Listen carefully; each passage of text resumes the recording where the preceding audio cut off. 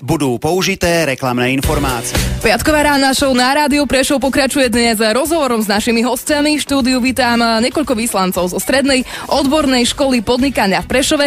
Oproti mne už v tejto chvíli sedí riaditeľ tejto školy, pán Stanislav Kuchta. Vítajte teda v Rádiu Prešov. Dobré ráno, prajem. A vy spoločne s vašimi kolegami a žiakmi si nám a našim poslucháčom prišli dnes predstaviť vašu školu. Poďme sa na to teda pozrieť, na čo je vaša škola zameraná, aké odbory mladým ľuďom v súčasnosti ponúka. Ešte raz prajem dobré ráno všetkým poslucháčom Rádia Prešov. V súčasnosti Stredná odborná škola podnikania v Prešove ponúka mladým ľuďom, žiakom základných škôl 7 študijných odborov. Ak dovolíte, ja ich teraz vymenujem, sú to odbory styling a marketing, odbor management regionálneho cestovného ruchu, študijný odbor ekonomické liceum, študijný odbor škola podnikania, ďalej je to študijný odbor pracovník marketingu a potom nasledujú 3 odbory umeleckého zamerania. Prvý je odbor odevného dizajn, odbor odevný dizajn, odbor dizajn interiéru a tým tretím je umelecký odbor s názvom Nástenná maľba v architektúre. Dajú sa tieto odbory aj nejakým spôsobom kombinovať, keď chcú ísť mladí ľudia študovať na vašu školu, alebo je to vyslovené každý odbor osobitne študovaný? Áno, prikloním sa k tomu záverečnému vášmu slovu. Študent, ktorý si podáva prihlášku na strednú školu, môže študovať len jeden odbor, ale keďže si môže podať viacero prihlášok, takže môže vypísať prihlášky na viaceré študijné odbory. Aké je v súčasnosti stále na vašej škole, aké sú tam aktuálne počty žiakov? V súčasnosti v škole študuje 420 žiakov už v spomínaných študijných odboroch. Musím skonštatovať, že tento počet žiakov postupne klesá na našej škole. Tak ako tomu je aj na iných stredných školách, pociťujeme handicap nízkych počtov žiakov i na základných školách, ale robíme všetko preto, aby škola mala dostatočný počet žiakov a zabezpečila výchovno-vzdelávací proces, pre ktorý je škola vybudovaná. Okrem toho, že zabezpečujeme teoretické vyučovanie, zabezpečujeme aj praktické vyučovanie, odborný výcvik. Na škole máme aj školský internát, máme aj školskú jedáleň. Popri tom sa venujeme aj podnikateľskej činnosti, takže spektrum činnosti na našej škole je veľmi široké a môžeme to nazvať pod jednou hlavičkou, že sme komplexnou školou s komplexným vybavením. Ak sa trošku teraz pozrieme aj do minulosti, došlo aj k nejakým inováciám v rámci odborov, alebo to bolo naozaj od začiatku také, aké je to možno aj teraz? Keď sa vrátime do minulosti, možno treba pre našich poslucháčov pripomenúť, že Stredná odborná škola podnikania v súčasnosti s privlastkom podnikania je školou, ktorá má 65-ročnú históriu. A jej začiatky spadajú do roku 1951, kedy sa začali pripravovať naši študenti pre odevníctvo. Ak si poslucháči spomenú, že odevná škola pri stanici, tak áno, to sme presne my. To odevníctvo trvalo do roku 2005 a po roku 2005, kedy sme museli akceptovať trh práce a záujem o odevníctvo, práve v tomto období sme hľadali cestu, keďže počet žiakov bol stále menší a menší, ako napredovať ďalej. A práve po roku 2005 sme začali otvárať nové študijné odbory. Spomeniem študijný odbor obchodný pracovník, študijný odbor škola podnikania, pracovník marketingu, ale aj také študijné odbory, ktoré sme otvorili, ale žiaľ Bohu pre nezáujem žiakov sme museli ukončiť vzdelávanie, napríklad študijný odbor grafické systémy v odevníctve, študijný odbor technické a informatické služby v odevníctve. Neskôr opäť sme pochopili situáciu na trhu vzdelávacích subjektov, že chýba priestor pre cestovný ruch, takže sme otvorili odbor management regionálneho cestovného ruchu. Neskôr, a to už bolo v roku 2007, do poradia sme zaznamenali aj ďalší odbor styling a marketing. V roku 2010 pribudol nový študijný a umelecký odbor dizajn interiéru. Je to odbor, ktorý ešte stále experimentálne overujeme v rámci celého Slovenska. A keď hovorím, že ho experimentujeme, tak sme na východe Slovenska jedinou školou, ktorá tento odbor experimentuje, a v rámci celého Slovenska je to aj Stredná umelecká škola v Trenčíne. No a postupne sme ďalej uvažovali so smerovaním školy, takže v súčasnosti ideme od 1. septembra 2016 otvárať tretí v poradí umelecký študijný odbor s názvom Nástenná maľba v architektúre, takže mladí ľudia, žiaci základných škôl majú možnosť už sa prihlásiť aj do tohto nového umeleckého študijného odboru, ktorý takisto budeme otvárať v spolupráci so Strednou umeleckou školou v Trenčine ako jediný na Slovensku. Takže je to očividne rozsiahla škola, naozaj je to aj široko spektrálne zamerané na tejto škole, takže ak aj vás, naši poslucháči, zaujíma, čo všetko sa na tejto škole ešte dá zažiť alebo robiť, tak s nami ostávajte, my sa v nasledujúcom bloku dozvieme aj o všetkých možných aktivitách, ktoré sa konajú na našej škole, takže s nami ostávajte. Vychutnávate si teraz jednu krátku skladbu a o malú chvíľu sme späť. Na Rádiu Prešova v našej dnešnej rannej show sa rozprávame s našimi hostiami, ktorí nám dnes prišli prezentovať Strednú odbornú školu podnikania v Prešove. V tejto chvíli mám oproti sebe už aj 3 študentov, ktorí práve na tejto škole študujú. A konkrétne Danielu Kúcovú, ktorá nám dnes prišla prezentovať napríklad niektoré aktivity tejto školy. A Daniela, vy študujete na ktorom odbore konkrétne? Dobré ráno, študujem na tejto škole odbor styling a marketing. Super. Možno aj práve tento odbor organizuje niekoľko aktivít. Napríklad začneme takou aktivitou Deň otvorených dverí na tejto škole. Skús nám povedať niečo o tom. Deň otvorených dverí na našej škole sa organizuje väčšinou v októbri. Organizuje sa pre žiakov 8. a 9. ročníkov na základnej škole, aby sa oboznámili s našimi odbormi. Robíme to veľmi zážitkovou a zaujímavou formou, keďže naša škola má 5 poschodík, tak na každom poschodí sa venujeme určitému odboru, ktorý chceme priblížiť týmto žiakom. Tak napríklad, čo sa týka jazykov, robíme zvláštne karaoke v anglickom jazyku alebo čajopitie v ruskom jazyku. Čo sa týka cestovného ruchu, tak prezentujeme naše cestovné kancelárie. Takisto máme kozmetický salón, kde žiaci chodia a môžu sa dať nalíčiť našimi študentkami.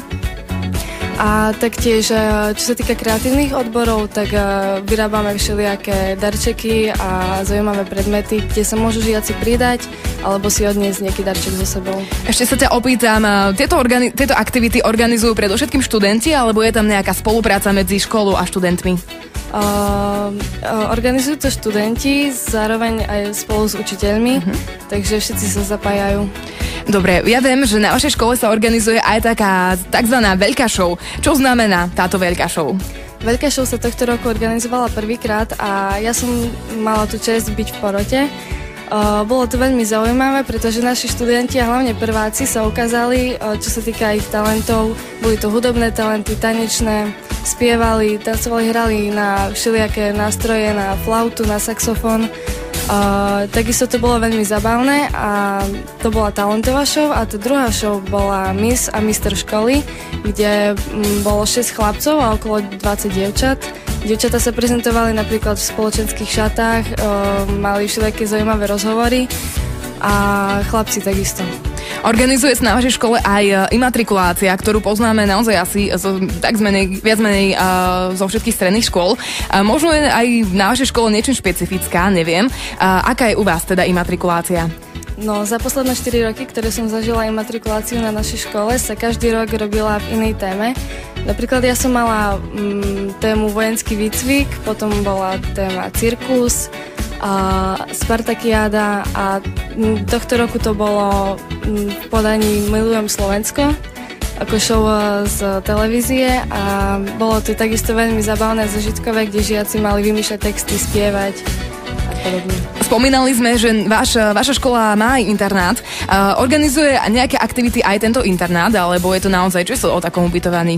Samozrejme, aj na internáte sa robí napríklad internátsky ples, karneval, ale okrem toho aj všelijaké športové súťaže, ako napríklad turnaj v malom futbale, turnaj vo volejbale, basketbalový turnaj alebo turnaj vo florbale. Máme všelijaké filmové večery, a súťaž v aranžovaní a to je asi všetko. A vy ste spomínali, že organizujete aj tzv. plenér.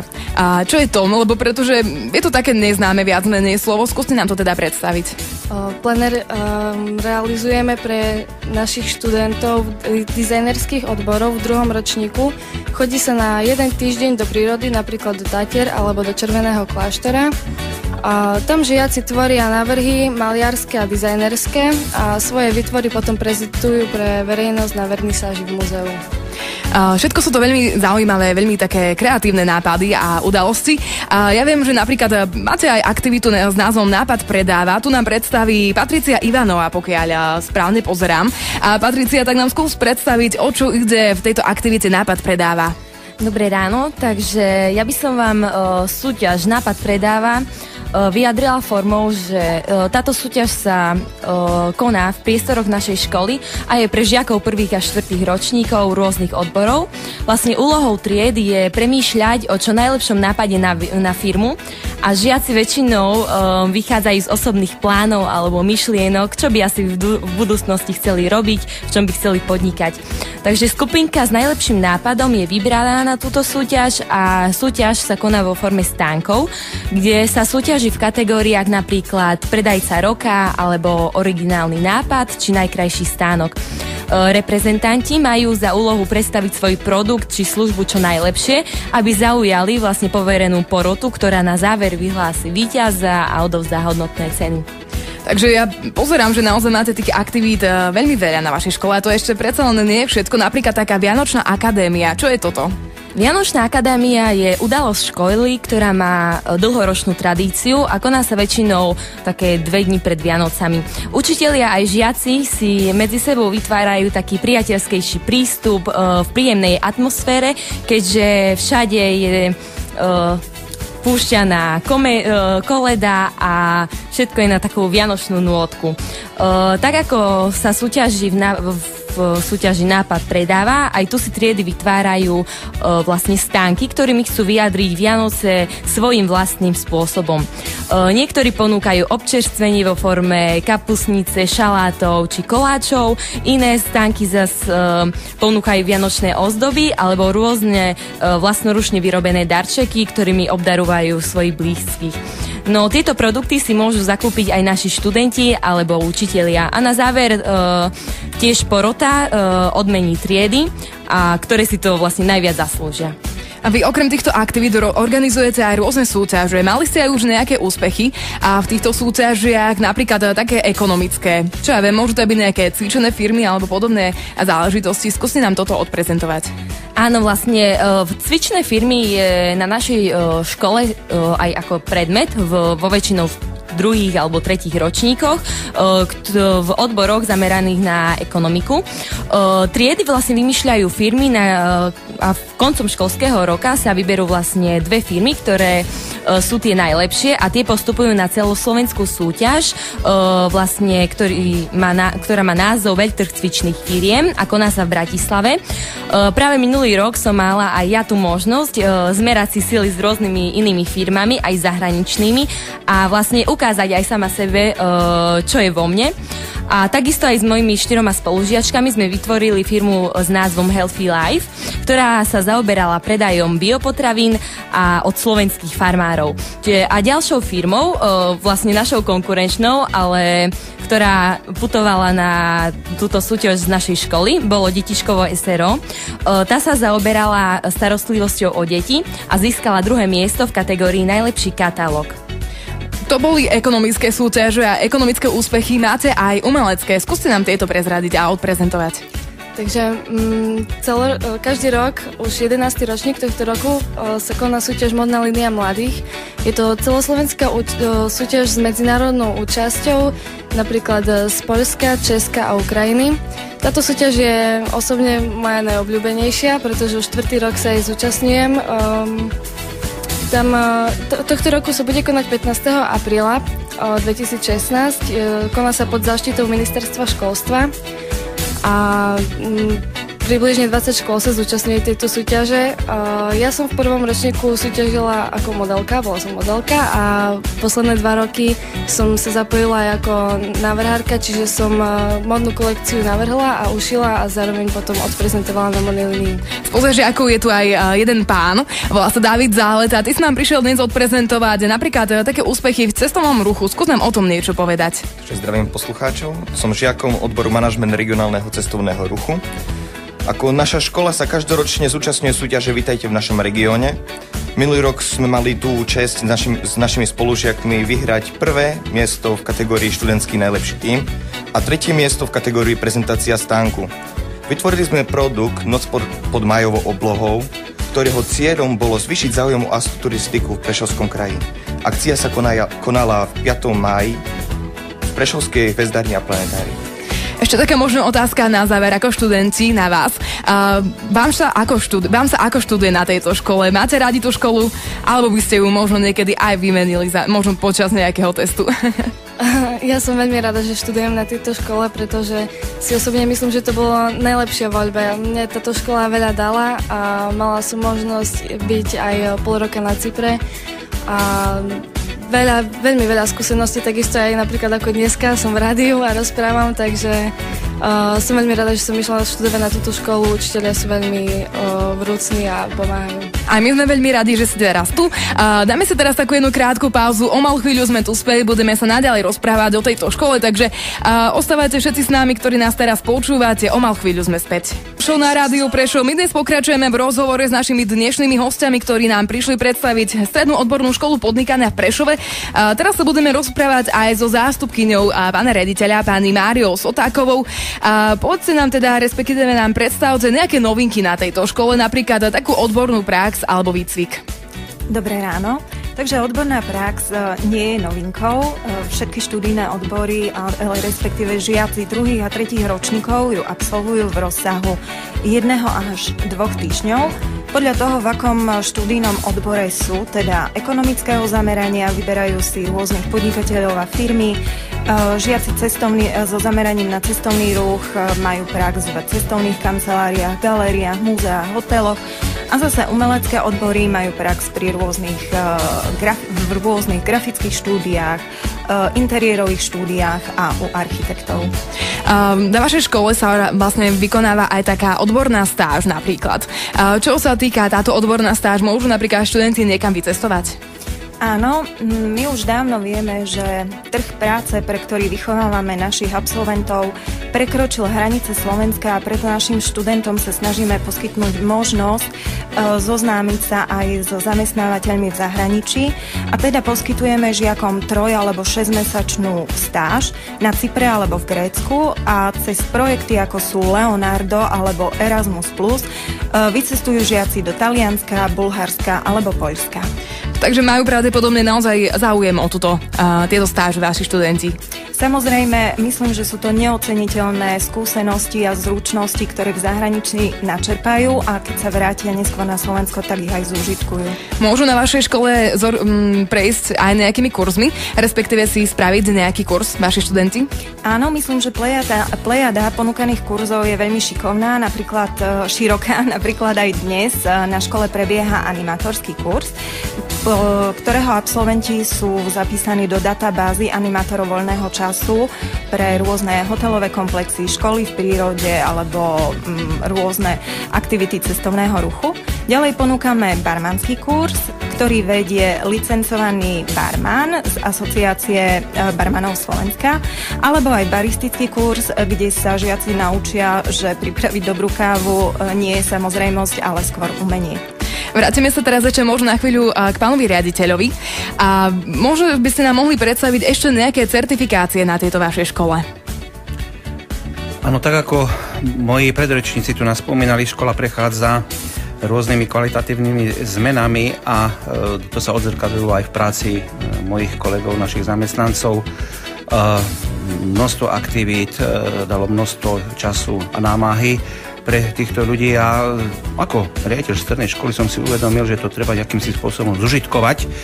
Takže v roku 2003 sme reagovali na podnet medzinárodnej inštitúcie, ktorá zavádza akési hodnotenie stredných škôl. Táto inštitúcia má sídlo v Brne a jej certifikát má rating, tak ako podobne v dnešnej dobe banková sústava. Takže v roku 2003 sme obdržali rating kategórie B. V roku 2006 to už bol vyšší rating kategórie 2B. No a v roku 2011 už sme sa dostali do kategórie 3B. A pre poslucháčov, aby si uvedomili, čo sa za týmito troma hláskami skrýva, tak je to vysoko erudovaná a profesionálne vedená inštitúcia. Sme radi, že táto inštitúcia takto ocenila prácu našej školy, našich žiakov, našich zamestnancov a na základe tohto poznania sme v roku 2013 zaviedli a začali používať aj systém manažerstva kvality podľa ISO normy 9001. Tento certifikát manažerstva kvality sa týka výchovno-vzdelávacej činnosti, týka sa ubytovania v školskom internáte, prípravy a poskytovanie stravy v školskej jedálni a podnikateľskej činnosti. No a nedalo nám spať na týchto vavrínoch, takže pokračovali sme ďalej a všimla si to aj Prešovská univerzita, ktorá v roku 2013 nám udelila štatút cvičnej školy. Študenti tejto školy z Prešovskej univerzity realizujú v našich podmienkach, v našich triedách pedagogickú prax. A na záver musím spomenúť, že kvalita našej školy sa prezentovala aj v iných oblastiach. V roku 2014 docent Peter Mihok ako predseda Slovenskej obchodnej priemyselnej komory udelil našej škole ako je jednej z mála škôl čestné uznanie za zásluhy a rozvoj slovenskej ekonomiky a podnikania. Ja vám teda v tejto chvíli veľmi pekne ďakujem, že ste prišli aj tu k nám do Rádia Prešov, že ste nám práve túto školu prišli odprezentovať, pretože naozaj aj naši poslucháči môžu vidieť, že aj v Prešove sa naozaj nachádzajú kvalitné školy. Ja vám teda ešte aj v mene Rádia Prešov prajem, aby sa vám naďalej naozaj darilo, aby sa vaša škola rozvíjala. No a ešte raz vám ďakujem, že ste teda prišli k nám do náranej show do Rádia Prešov. Pozdravujem poslucháčov Rádia Prešov. My pokračujeme ďalej, 8 hodín a 47 minút je aktuálny čas, takže o chvíľu